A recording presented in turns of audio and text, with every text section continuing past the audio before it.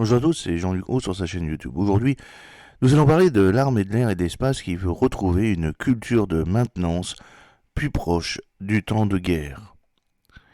Ces dernières années, le maintien en conditions opérationnelles aéronautiques, le MCO Aéro, a fait l'objet de plusieurs réformes afin d'augmenter les taux de disponibilité des aéronefs militaires, alors jugés décevants au regard des investissements consentis.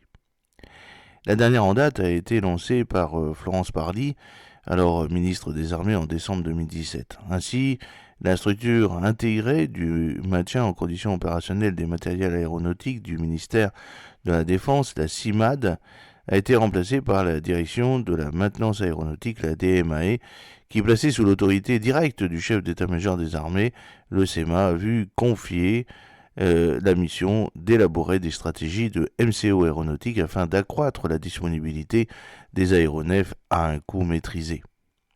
C'est ainsi que la DMAE a mis en avant le concept de contrat verticalisé, l'idée étant de regrouper tous les marchés relatifs à la maintenance d'une flotte d'aéronefs en un seul, puis de le confier à un prestataire unique avec une obligation de résultat à la clé.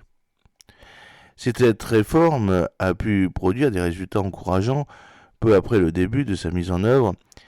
Il est désormais difficile, voire impossible, de mesurer ses effets sur le long terme, les chiffres relatifs à la disponibilité des équipements utilisés par les forces françaises n'étant plus publiés.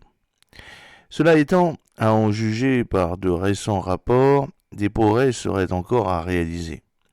C'est en effet ce qu'a estimé la Cour des comptes dans un référé publié le 10 septembre dernier.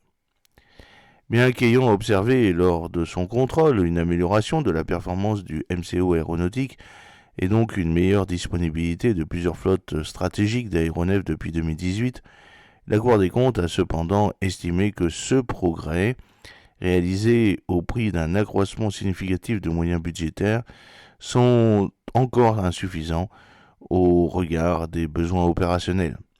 Ne remettant pas en cause le concept de contrat verticalisé, elle a souligné l'existence de marges de progrès importantes en matière de productivité et de compétitivité au sein du service industriel de l'aéronautique, le SIAE, rattaché à l'armée de l'air et de l'espace.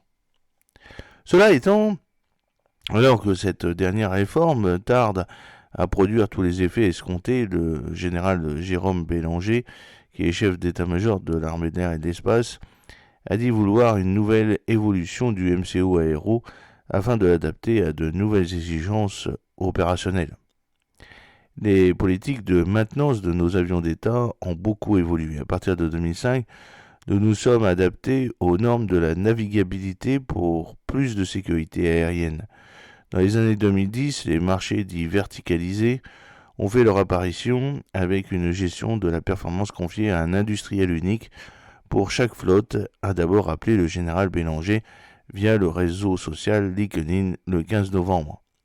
Seulement, une nouvelle évolution est indispensable pour retrouver une culture de maintenance plus proche du temps de guerre, a-t-il ajouté, après avoir souligné que les avions de l'armée d'air et d'espace devaient pouvoir décoller en masse et de façon très réactive, comme ils le font lors des exercices de type Saphir, séquences d'activité et de production de haute intensité et de régénération. Pour rappel, ces derniers visent à optimiser la disponibilité des avions de chasse d'une escadre dans le but d'accroître leur volume d'activité pendant une période donnée de 4 à 5 jours.